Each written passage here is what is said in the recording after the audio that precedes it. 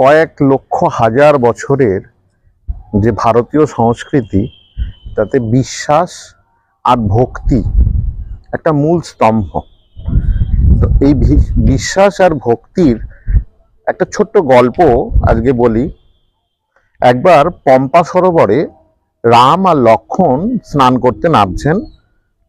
তো সেই সময় রাম তার ধনুকটা সরোবরের তীরে মাটিতে পুঁতে রেখেছে, স্নান করেছে।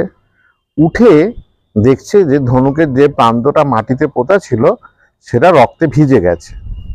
তখন বলছে, ভাই লক্ষ্মণ, দেখো তো কোনো জীব হত্যা হলো কিনা অজান্তে।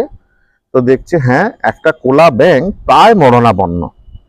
তখন রাম সেই কোলা ব্যাঙকে জিজ্ঞেস করছে, এ কি, তুমি এই ক্ষতবিক্ষত, তবু তুমি প্রাণ রক্ষার জন্য চিৎকার করলে না কেন?